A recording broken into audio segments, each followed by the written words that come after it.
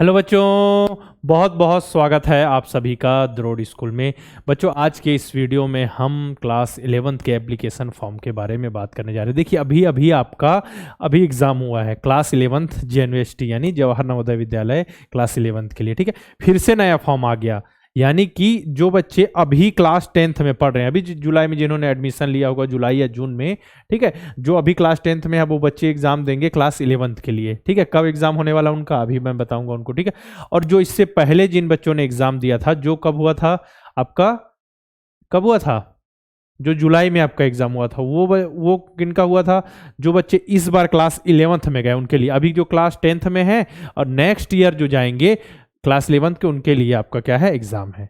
ठीक है, तो देखिए कितनी जल्दी हो गया। अभी मतलब समझिए दो महीने पहले एग्जाम हुआ था, उसके बाद तुरंत फिर से क्या हो गया, एप्लीकेशन फॉर्म आ चुका है। और एग्जाम की डेट तो अभी आपको मैं यहाँ पे बता दूंगा। देखिए, प्रोसेस तो नॉर्मल जानते हैं, एग्जाम होगा, पहले क्या होगा, एप्लीकेशन फॉर्म आएगा, उसकी क्या देखिए लास्ट डेट क्या है, 31 अक्टूबर तक है। कब है, 31 अक्टूबर तक लास्ट डेट है। एग्जाम की डेट है देखिए 10 फरवरी को आपका एग्जाम होने वाला है। ठीक है, 10 फरवरी को आपका एग्जाम होने वाला है, डेट याद रखिए। मतलब 22, अभी जुलाई में एग्जाम हुआ था 21 या 22 जुलाई को, उसके बाद अभी क्या एग्जाम होगा, फरवरी में होगा। ये कितनी जल्दी एग्जाम हो रहा है। ठीक है, अच्छे से तैयारी करना, सिलेबस वगैरह सब आपको बता दिया जाएगा। एलिजिबिलिटी देखें, एज क्या है, बॉर्न बिटवीन 1 जून 2000 क्या है 2007 से लेकर 31 जुलाई 2009 के बीच बच्चे का जन्म हुआ हो। The must have the studies class 10 during the academic session 2023-24। मतलब क्लास 10वीं में पढ़ते हो, जब बच्चा एग्जाम देगा फरवरी में, तब क्लास 10वीं में पढ़ता हुआ बच्चा हो, मतलब पढ़ रहा हो बच्चा। ऐसा नहीं कि पहले 10वीं पास कर चुका, आप क्लास 11th के लिए एक बार कहीं और पढ़ रहा है फिर यहाँ, ऐसा नहीं, एक ही बार एग्जाम दे सकते हैं, आपको पता है, जब आप क्लास 10th में अभी पढ़ रहे हो। और एज क्राइटेरिया जो है उसके बीच में आपका जो भी बच्चा है, या फिर आप खुद देख रहे हैं वीडियो तो आप हो। ठीक है, तो एज क्राइटेरिया देख लीजिए, सभी कैटेगरी के लिए समान है। ठीक है, ऑल कैटेगरी। ठीक है, ऑल कैटेगरी स्किल क्या है, बिल्कुल ये समान है। ऐसा नहीं कि सबके लिए, किसी के लिए अलग है, किसी के लिए कुछ ज़्यादा एज, ऐसा कुछ नहीं है। ठीक है, यहाँ हमने देख लिया। अब देखिए ऑफिशियल वेबसाइट में आपको जाके कैसे फॉर्म वगैरह भरना है, इसको मैं आपको बता दूं। ठीक है, तो नॉर्मल आपको क्या करना है, यहाँ पे सर्च करना है।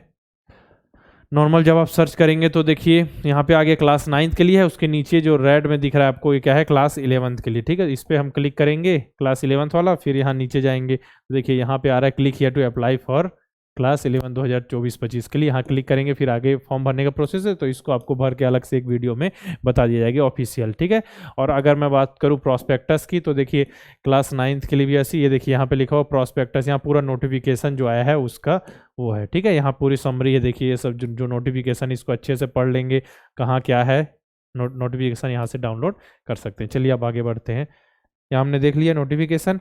अब बात करते हैं मीडियम ऑफ एग्जाम, बाइलिंगुअल होगा, हिंदी और इंग्लिश में क्वेश्चन आएंगे आपके।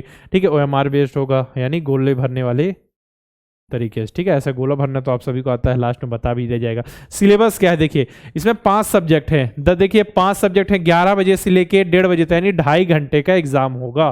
कितने, 2.5 आवर।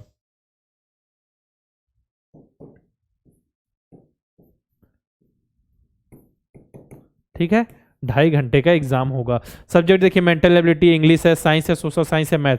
अब एक बात आप रखिए, क्लास 10वीं से अभी इसी बार से, मतलब समझिए एक बार हुआ है आपका एग्जाम, उससे पहले क्या होता था, परसेंटेज के बेस में सिलेक्शन होता था। तो क्लास 10वीं से जब आप 11वीं में, यानी कि 10th से 11th में जाते हैं, तो आपको स्ट्रीम चूज करनी पड़ती है ना, कि आप जैसे अभी जनरल सब्जेक्ट पढ़ रहे थे, सब कुछ पढ़ रहे थे, लेकिन अब आपको साइंस के सब्जेक्ट चाहिए, ह्यूमैनिटीज के चाहिए, या मैथ्स चाहिए। मतलब साइंस के सब्जेक्ट में मैथ्स और बायो दोनों आ जाता है, ह्यूमैनिटीज चाहिए, कॉमर्स चाहिए, ठीक है, या फिर अलग से वोकेशनल सब्जेक्ट चाहिए, इसको चुनना पड़ता है।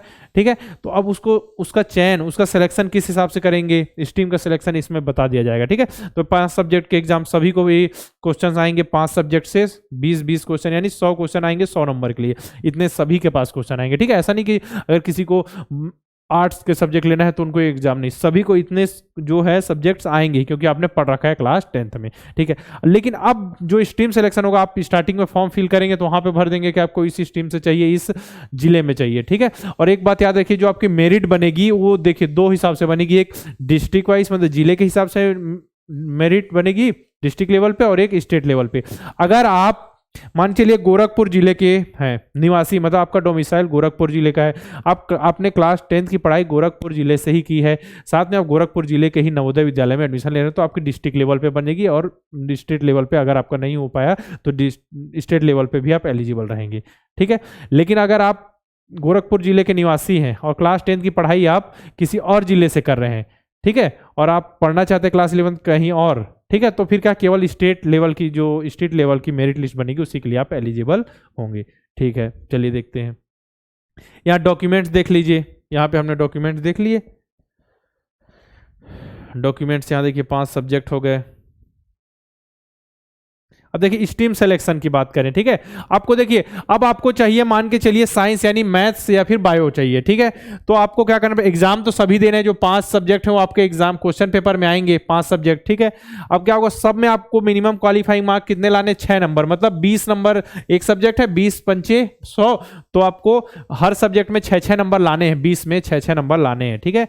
ठीक है, ये हो गया आपका मिनिमम क्राइटेरिया। इसके बाद अब आगे बढ़ते हैं कि अब आपकी जो मेरिट बनेगी, जिसके हिसाब से आपको स्ट्रीम मिलेगी आपकी, कि आपको साइंस स्ट्रीम, कॉमर्स या फिर ह्यूमैनिटीज के सब्जेक्ट मिलने वाले हैं, ठीक है, तो वो किस पे डिपेंड करेगा, उस जो मेरिट है वो आपके 60 यानी 60 मार्क्स पे। अब कौन कौन से सब्जेक्ट होंगे, जैसे आपको साइंस स्ट्रीम चाहिए, ठीक है, फिजिक्स केमिस्ट्री जो है आप कंपलसरी पढ़ेंगे, मैथ्स हो जाएगा या फिर बायो हो जाएगा, ठीक है।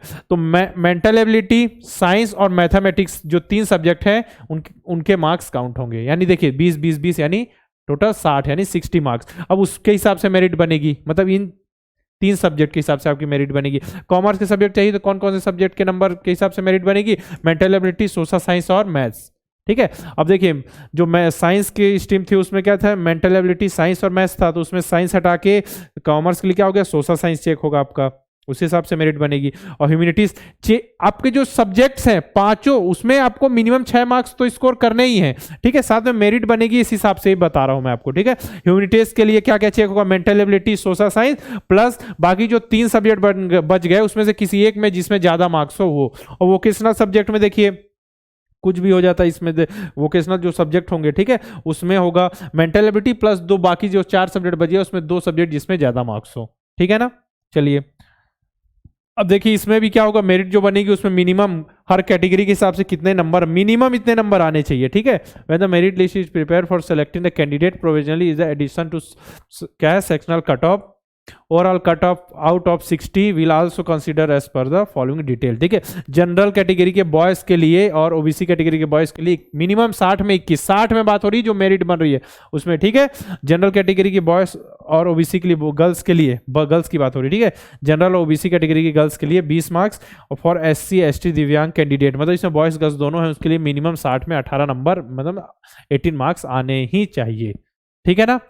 ठीक है, चलिए आगे बढ़े। मतलब आपको टोटल जो 5 सब्जेक्ट हैं उसमें सभी सब्जेक्ट मतलब 20-20 में 6-6 तो लाना ही हो, मिनिमम क्राइटेरिया। उसके बाद मेरिट जो बनेगी, जैसे आपको किसी को मैथ्स चाहिए हो, किसी को बायो चाहिए हो, ठीक है, किसी को कॉमर्स के सब्जेक्ट चाहिए, किसी को आर्ट चाहिए हो, इस हिसाब से फिर जो जो सब्जेक्ट से हिसाब से मेरिट बनेगी वो मैं बता चुका हूं। अब देखिए एक कंडीशन ऐसी आएगी कि आपके नंबर बराबर आ गए, सब में बराबर नंबर हो गए, ठीक है, कि टोटल ओवरऑल जो मेरिट बन रही है उसमें 60 में आपके नंबर आ रहे हैं 52, किसी और के भी कितने 52 यानी 52 मार्क्स आ रहे हैं, बाकी तीनों सब्जेक्ट में भी सेम नंबर है, ठीक है। तो क्या होगा, the candidate who has scored more marks out of 40, ठीक है। इसमें बोला जा रहा है कि 60 में हो गया, तो अगर देखिए टोटल 60 में हो रहा है तो 20 मेंटल एबिलिटी के नंबर अलग कर दिए जाएंगे और 40 में जिसके ज्यादा मार्क्स हो उसको क्या है प्रायोरिटी दी जाएगी, ठीक है। अब मान के चलिए इसमें भी सेम हो गए, तो if tie still exist candidate who has score higher marks out of 5 subject, मतलब आप देखेंगे कि 5 सब्जेक्ट मिला के दोनों में किसके ज्यादा मार्क्स हैं, मतलब 5 सब्जेक्ट हमने मिला लिए, दोनों में से किसके ज्यादा मार्क्स हैं, ठीक है। अब उसमें भी सेम हो गए, तो क्या होगा, फीमेल कैंडिडेट अगर होगी दोनों में से कोई तो उसको क्या है प्रायोरिटी दे दी जाएगी। अगर ऐसा भी नहीं हुआ तो जिसकी एज कम होगी, देखिए वो age is less which preferred, जिसकी एज कम होगी उसको आगे बढ़ा दिया जाएगा, ठीक है। 2 में अगर एक चुनना हो तब की कंडीशन बताई जा रही है, ठीक है ना। यहाँ पे ये देख लिया हमने। डॉक्यूमेंट्स के बारे में आपको मैं यहाँ पे बता दूं, डॉक्यूमेंट्स थे ना, हाँ देखिए क्या क्या डॉक्यूमेंट्स लगने वाले हैं, लिस्ट आप एक बार देख लीजिए। आपको याद रखना, जब तक फाइनल सिलेक्शन ना हो जाए तब तक आपको अपनी टीसी नहीं निकलवानी है। फाइनल सिलेक्शन का मतलब ये नहीं होता आपका सिलेक्शन हो गया, रिजल्ट आ गया, प्रोविजनली सिलेक्टेड नहीं, प्रोविजनली फाइनल, जब आपका पूरे डॉक्यूमेंट वेरिफिकेशन हो जाए, मेडिकल होने के बाद फाइनल सेलेक्ट हो जाए तब आपको टीसी निकलवानी है, ठीक है। देखिए आप क्लास 11th में नवोदय विद्यालय की तैयारी करें, आपके भाई बहन होंगे जो नवोदय विद्यालय या सैनिक स्कूल क्लास मतलब स्टार्टिंग से क्लास 6 से ही तैयारी करना चाहते हैं, तो उनको बता दें कि हम नवोदय विद्यालय और सैनिक स्कूल क्लास 6 की तैयारी कराते हैं। ठीक है, सैनिक स्कूल के लिए हमारा सैनिक अल्फा के बैचेस हैं जिसमें बहुत ही अच्छे ढंग से सभी सब्जेक्ट जैसे maths, GI, general intelligence, GK, Hindi, English सब कुछ कवर किया जाता है। समय से पूरा सिलेबस कंप्लीट कर दिया जाएगा, बहुत अच्छे ढंग से आपको तैयारी कराई जाएगी। तो जो बच्चे भी सैनिक स्कूल की तैयारी करें उनके लिए सैनिक अल्फा बैच है। वीडियो लेक्चर्स मिलेंगे, एक्सरसाइज क्वेश्चन, चैप्टर के टेस्ट होंगे। जैसे मैथ्स हमको तो आपको टेस्ट के लिए रेडी करना है तो चैप्टर के हम टेस्ट लेते हैं ताकि बच्चे निर्धारित समय में क्वेश्चन सॉल्व करने के लिए रेडी हो जाए। टेलीग्राम ग्रुप से तो आप कुछ समझ नहीं आया उनको मैथ्स से रिलेटेड क्वेश्चन, तो ग्रुप में टेलीग्राम ग्रुप बना देंगे जिन्होंने हमारे बैच में इनरोल कर रखा है। ठीक है, उन सभी बच्चे एक साथ रहेंगे, उनका ग्रुप बन गया, वो अपने डाउट भेजेंगे, तो डेली शाम को 7 बजे यूट्यूब पर उनके डाउट लिए जाते हैं। साथ में नवोदय अल्फा बैच है जिसमें नवोदय विद्यालय की तैयारी कराई जाती है, maths, mental ability, Hindi, English सब कुछ। ठीक है, तो ये बैच क्या है, क्लासेस शेड्यूल होती हैं। साथ में अर्जुन बैच ये क्या है, हमारा रिकॉर्डेड बैच है जिसमें सभी चीजें आपको रिकॉर्डेड मिल जाएंगी, maths, mental ability, Hindi, English सब कुछ एक बार में आपको रिकॉर्डेड दे दिया जाए। बाकी जो आपको अल्फा बैचेस बताया, नवोदय अल्फा, सैनिक अल्फा, वो शेड्यूल क्लासेस उसमें होती है। एग्जाम से पहले क्या होता है, बहुत ज्यादा महत्व बढ़ जाता है, ज्यादा क्वेश्चन प्रैक्टिस करने की, मॉडल पेपर, मॉक टेस्ट बहुत ज्यादा इंपॉर्टेंट हो जाते हैं। हिंदी मीडियम, इंग्लिश मीडियम, क्या है, नवोदय विद्यालय, सैनिक स्कूल दोनों के उपलब्ध हैं द्रोड़ स्कूल के ऐप में। तो अभी आपको क्या करना है, प्ले स्टोर पर जाकर द्रोड़ स्कूल का ऐप इंस्टॉल करना है, ज्यादा क्वेश्चन प्रैक्टिस करने के लिए मॉडल पेपर और मॉक टेस्ट में इनरोल करना है। इनरोल करने में कोई दिक्कत आ रही, कुछ समझ नहीं आ रहा, तो आप हमारे हेल्पलाइन नंबर 6260388361 पर कॉल करके इंफॉर्मेशन ले सकते हैं। ठीक है, साथ में द्रोड़ स्कूल के टेलीग्राम चैनल को आप सभी ज्वाइन कर लीजिए। टेलीग्राम पे जाके द्रोड़ स्कूल, माई द्रोड़ स्कूल सर्च कीजिए तो वहाँ टेलीग्राम चैनल आ जाएगा जहाँ बच्चे सभी जुड़े हुए हैं। सबसे पहले कुछ भी चीज़ें नोटिफिकेशन वहीं शेयर किए जाते हैं। ठीक है, साथ में द्रोड़ स्कूल के यूट्यूब चैनल को सब्सक्राइब करके बेल आइकन पे क्लिक जरूर कर लें।